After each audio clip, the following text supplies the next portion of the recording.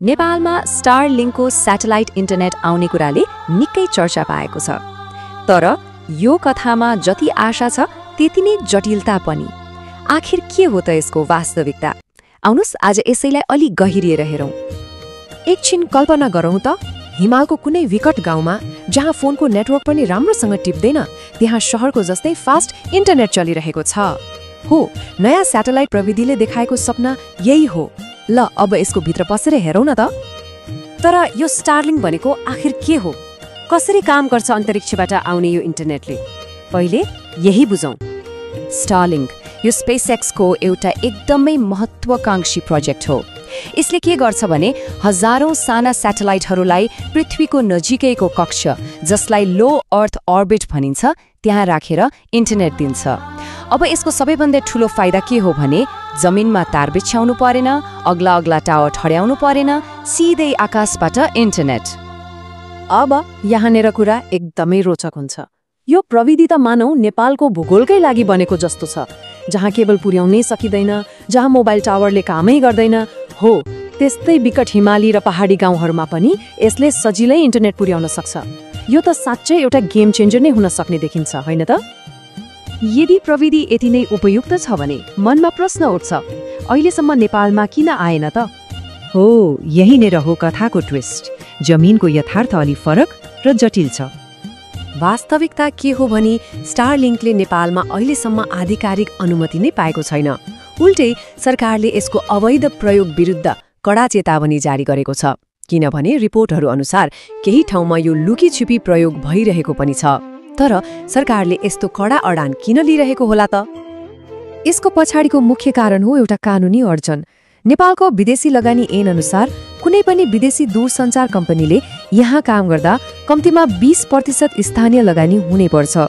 तर स्टारलिङ्क जस्तो विश्वव्यापी कम्पनी, उनीहरू चाहन्छन् 100% आफ्नै स्वामित्व हो। यहाँनिर आएर कुरा अड्किएको छ। यो 20% को अङ्कले नै सबैभन्दा ठूलो गाँठो पारेको देखिन्छ। हो, यही कानुनी र व्यावसायिक टकरावले हामीलाई एउटा दोबाटोमा ल्याइ पुर्याएको छ। एकातिर छन् अपार अवसरहरू अनि अर्कोतिर छन् निकै ठूला बाधाहरू। हेरौँ न, एकातिर दुर्गम गाउँसम्म इन्टरनेट पुग्ने, पर्यटन र सुरक्षा बढ्ने र देशमा नयाँ प्रविधि भित्रिने जस्ता कति ठूला अवसरहरू छन्। तर अर्कोतिर त्यही 20% को नियम छ। यसको शुल्क पनि निकै महँगो पर्न सक्छ अनि डेटा सुरक्षा जस्ता गम्भीर चिन्ताहरू पनि त छन्। अब प्रश्न उठ्छ, यी दुई पक्षबीच सन्तुलन कसरी कायम गर्ने होला? यो यस्तो जटिल अवस्था देखेपछि सबैको मनमा एउटै प्रश्न छ, आखिर नेपालमा स्टारलिङ्कको भविष्य के होला त? के यो कहिले आउला वा यो केवल चर्चामा मात्रै सीमित हुने हो? जानकारहरू के भन्छन् भने स्टारलिङ्क एकैचोटि देशैभरि आउने सम्भावना चाहिँ अलि कम छ। बरु एउटा चरणबद्ध योजना बढी सम्भव देखिन्छ। मतलब सायद 2025 देखि 2027 को बीचमा कुनै खास ठाउँमा, जस्तै प्रमुख पर्यटकीय क्षेत्रहरूमा परीक्षणको रूपमा सुरु हुन सक्छ र त्यो सफल भएपछि मात्रै देशव्यापी विस्तारबारे सोचिनेछ। त्यसो भए भविष्यमा कसैले स्याटेलाइट इन्टरनेट प्रयोग गर्ने सोच बनाउँदा केही कुरामा ध्यान दिनु एकदमै जरुरी हुन्छ। पहिलो कुरा, के आफ्नो ठाउँमा फाइबर जस्तो भरपर्दो विकल्प साँच्चै नै नभएको हो? दोस्रो, यसको महँगो उपकरण र मासिक शुल्कलाई पनि विचार गर्नु पर्यो। र सबैभन्दा महत्त्वपूर्ण कुरा, यो सेवा प्रयोग गर्नु अघि सरकारबाट आधिकारिक रूपमा स्वीकृत भएको छ कि छैन त्यो त पक्का गर्नै पर्यो। अन्तमा यसले हामीलाई एउटा गहिरो प्रश्नमा ल्याएर छोड्छ, के स्याटेलाइट इन्टरनेटले साँच्चै नेपालको दुर्गम भेगलाई जोड्न सक्ला त?